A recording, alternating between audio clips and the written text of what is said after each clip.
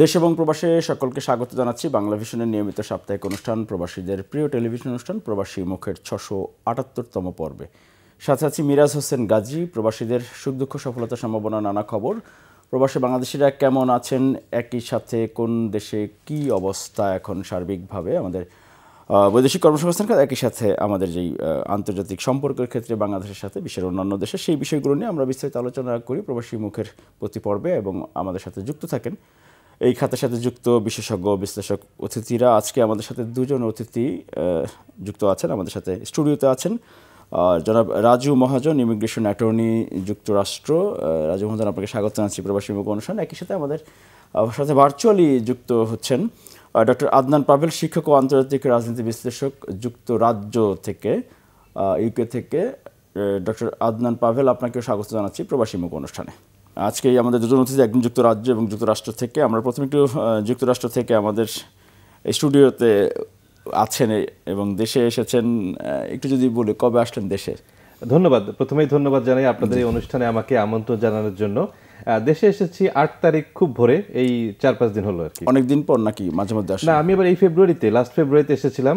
আমি বিজনেসের কাজে, আমাদের ল ফার্মের কাজে মাঝে মাঝে বাংলাদেশে আসা হয়, বছরে 1-2 বার আসা হয়। নির্বাচনের যেই ডামাডোল ছিল আপনাদের মার্কিন যুক্তরাষ্ট্রে যে নির্বাচন, সেই নির্বাচন পরবর্তী পরিস্থিতি কি, যদি এখন একটু বলেন।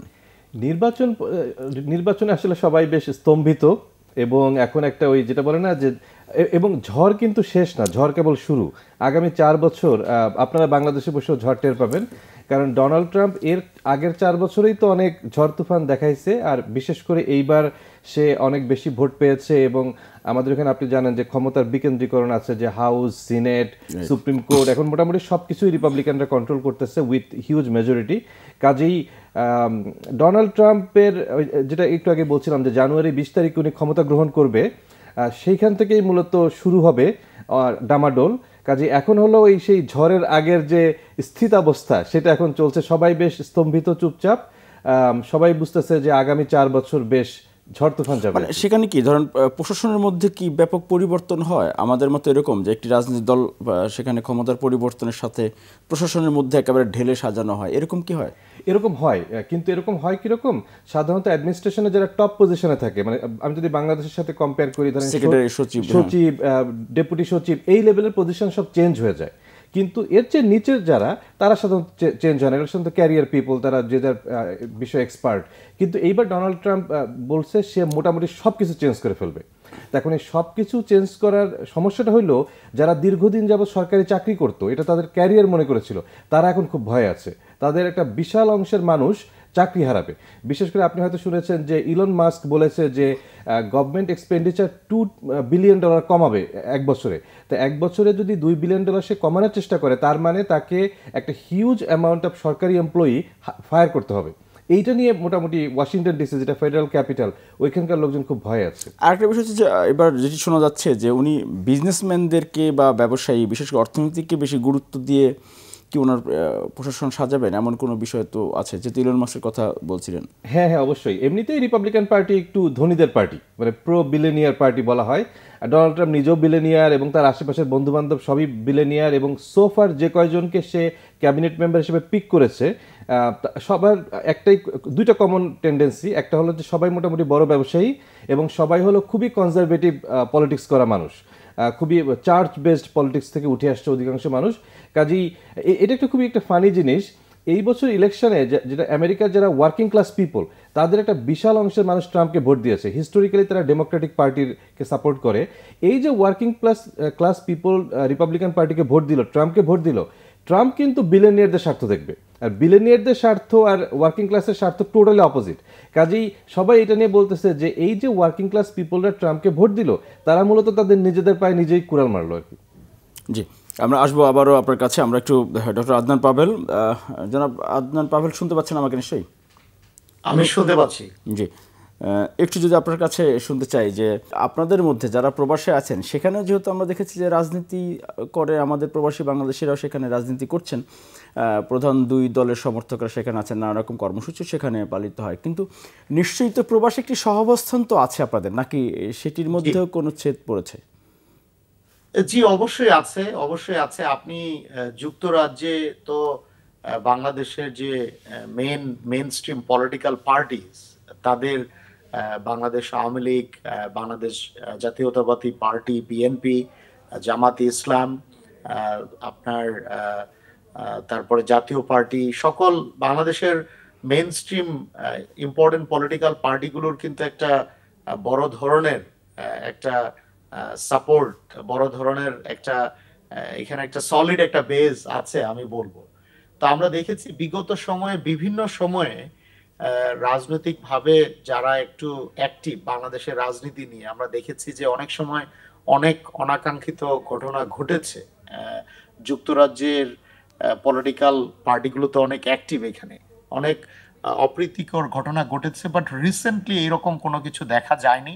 আপনি যেটা বলছিলেন যে প্রবাসী তো জি কেউ জি হয়তো বা আওয়ামী লীগ করে, কেউ বিএনপি করে, কেউ জামাত ইসলাম করে, কেউ জাতীয় পার্টি করে, বাট প্রবাসে তো সবাই যেহেতু বাংলাদেশের মানুষ, সবাই যেহেতু বাংলা ভাষায় কথা বলে, কোনো না কোনো ভাবে দেখা যায় কেউ না, ওনারা আত্মীয় স্বজন বা বন্ধু বান্ধব একটা প্রত্যেকের প্রতি একটা রেসপেক্ট আছে। বাট আমরা অতীতে কিন্তু দেখেছি বিভিন্ন সময় বিভিন্ন অনাকাঙ্ক্ষিত ঘটনা ঘটেছে যেগুলো আসলে বাংলাদেশের ইমেজটা ভালো করে না।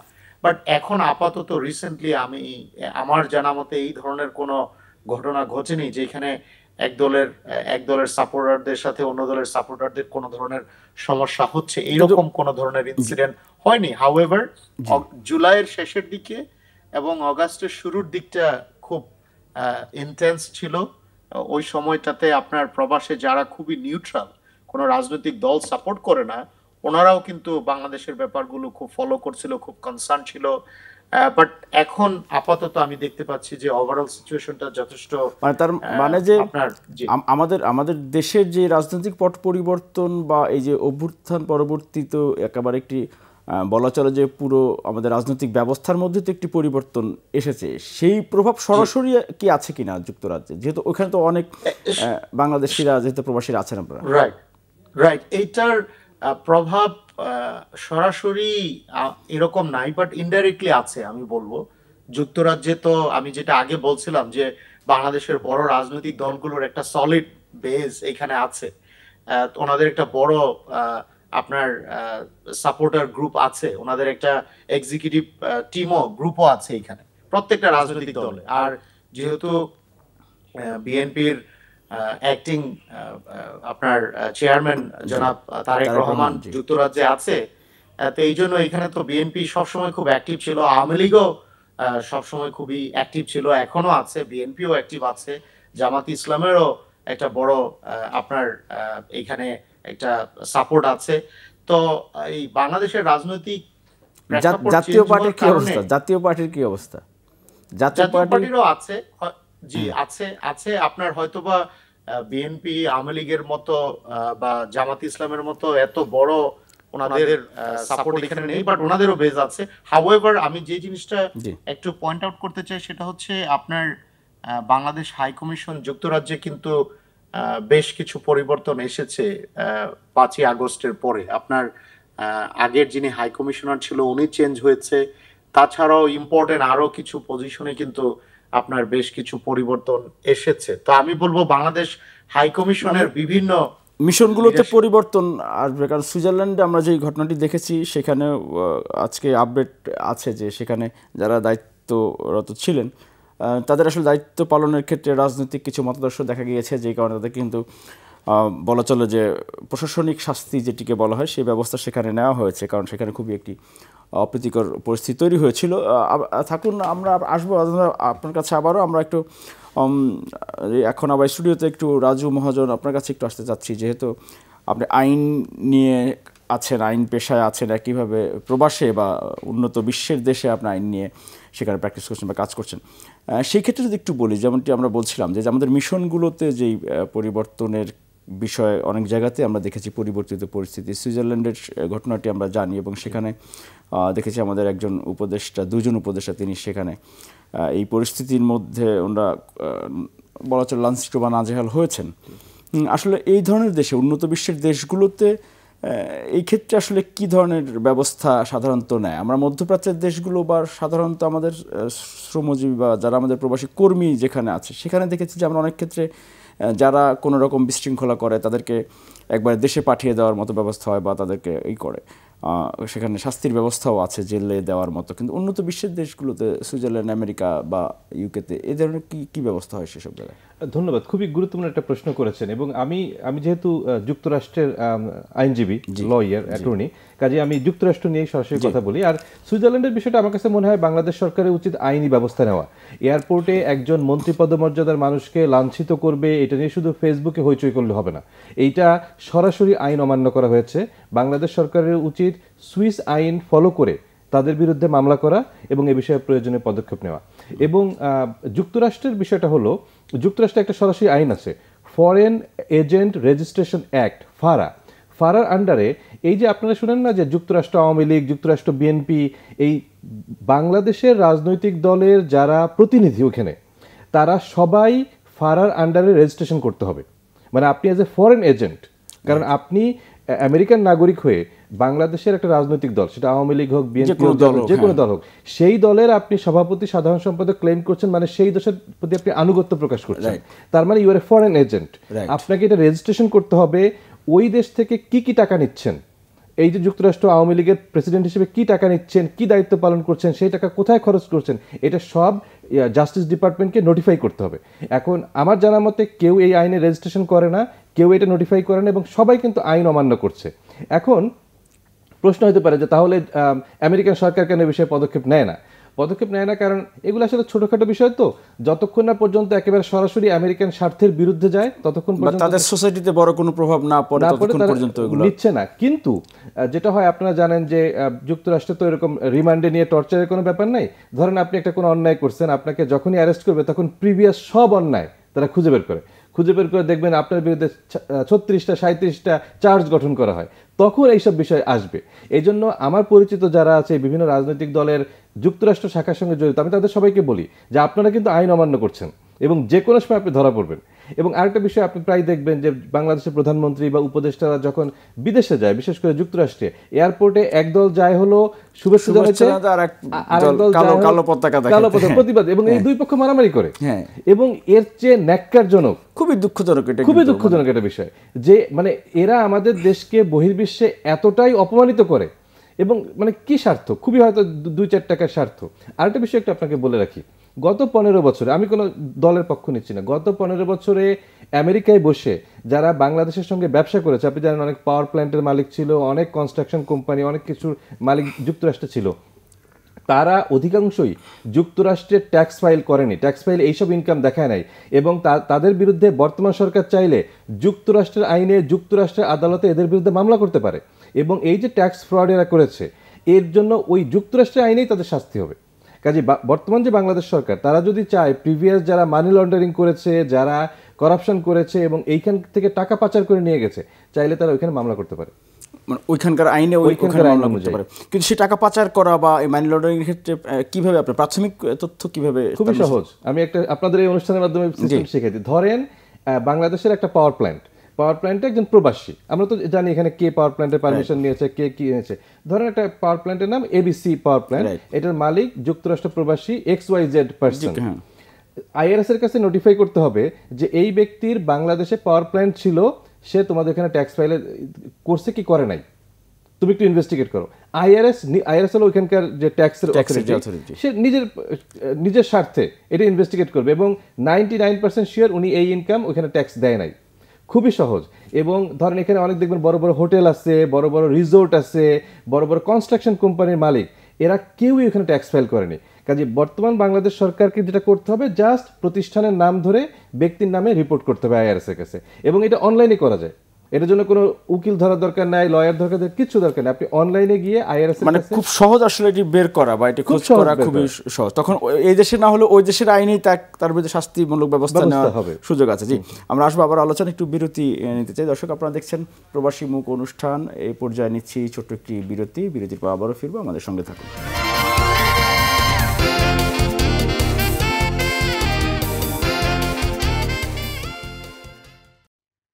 বিরতির পর আবারও সকলকে স্বাগত জানাচ্ছি প্রবাসী মুখ অনুষ্ঠানে। আমরা ছিলাম আলোচনায় মার্কিন যুক্তরাষ্ট্রে সেখানে নির্বাচন পরবর্তী পরিস্থিতি, একই সাথে প্রবাসী বাংলাদেশিদের অবস্থা। আমরা একটু যুক্তরাজ্যে আমাদের বাংলাদেশিদের নিয়ে আমাদের আরেকজন অতিথি আছেন ডক্টর আদনান পাভেল, আমাদের সাথে ভার্চুয়ালি যুক্ত আছেন। জনাব ডক্টর আদনান পাভেল, আপনার কাছে একটু আবার আসতে আছে, শুনতে পাচ্ছেন নিশ্চয়ই?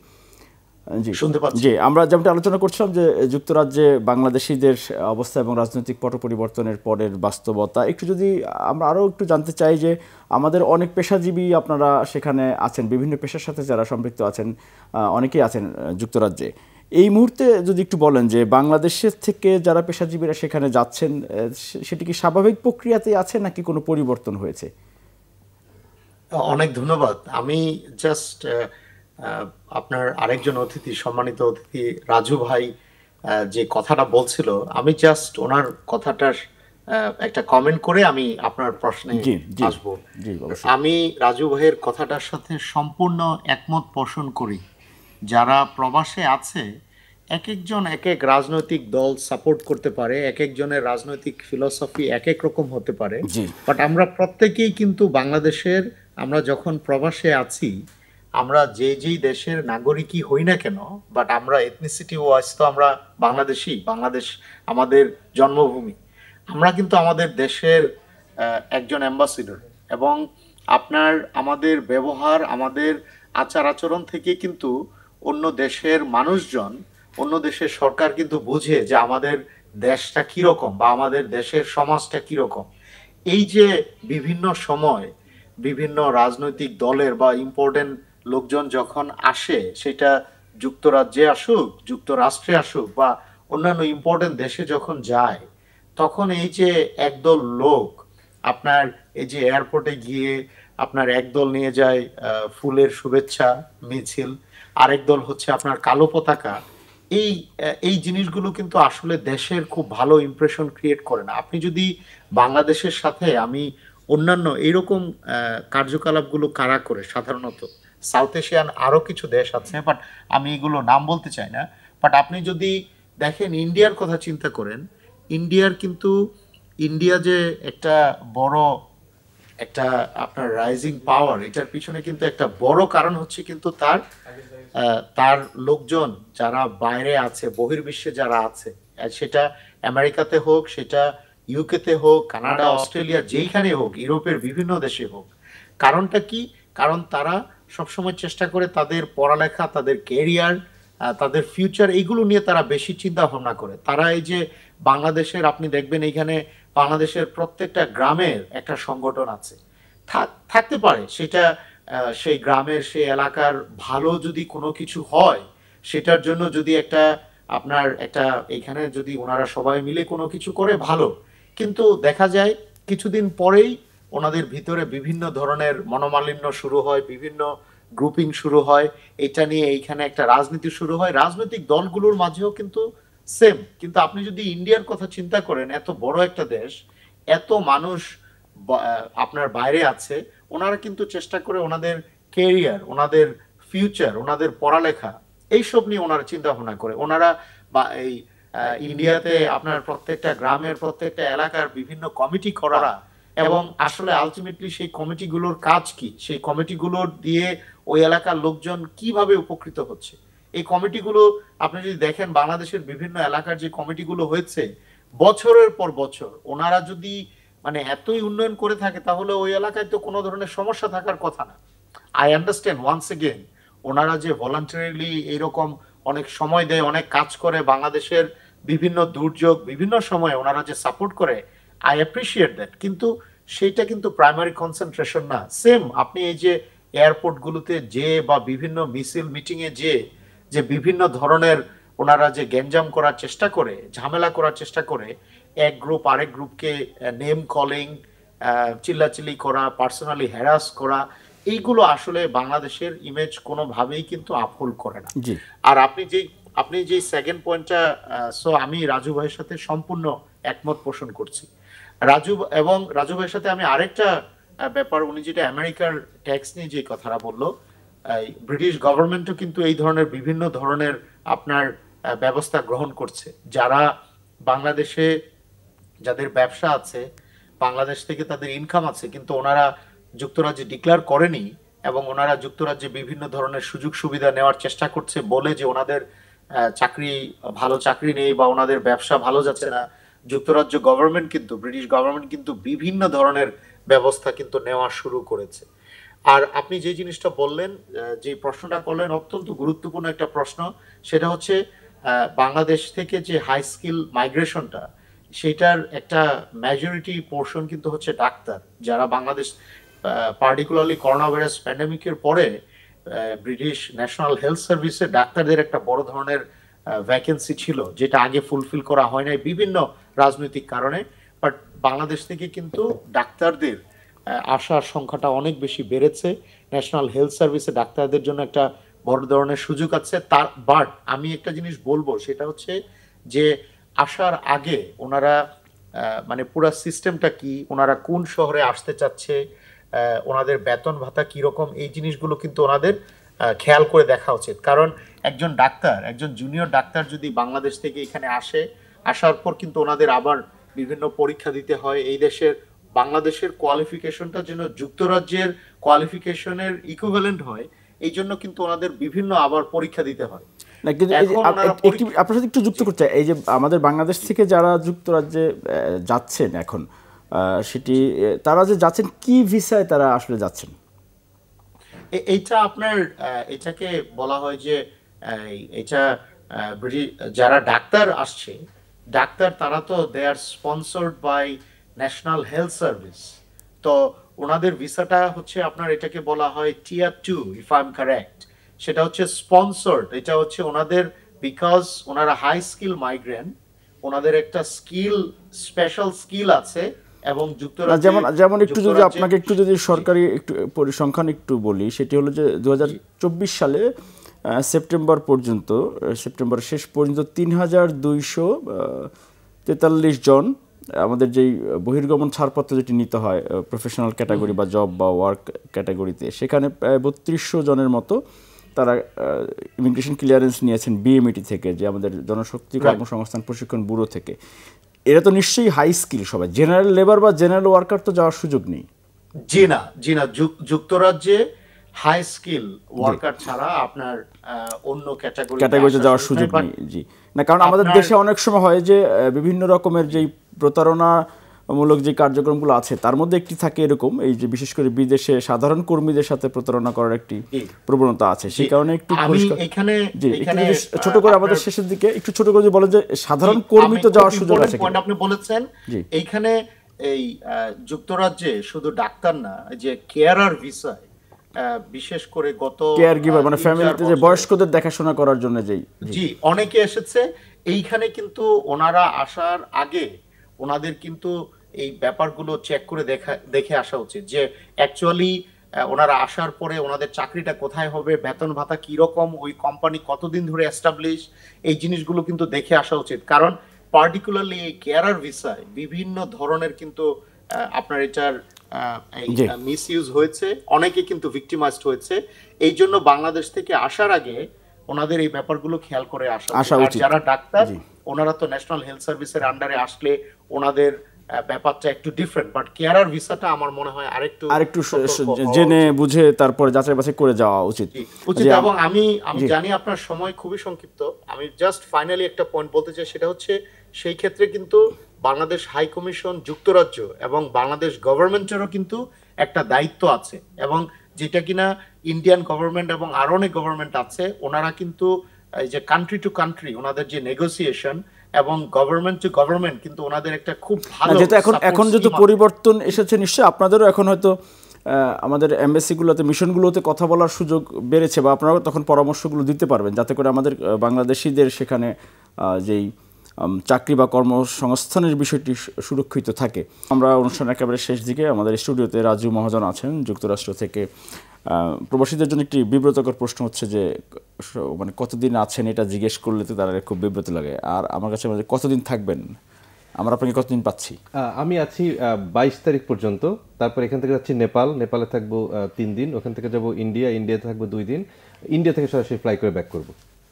আচ্ছা, একটু যদি একেবারে শেষে আমাদের যে এই যে 2 জায়গাতেই তো এখন সরকার পরিবর্তন হয়েছে, বাংলাদেশে একটি অভ্যুত্থান পরবর্তী পরিস্থিতি, আর আপনার যুক্তরাষ্ট্রে হচ্ছে যে সেখানে নির্বাচন পরবর্তী পরিস্থিতি।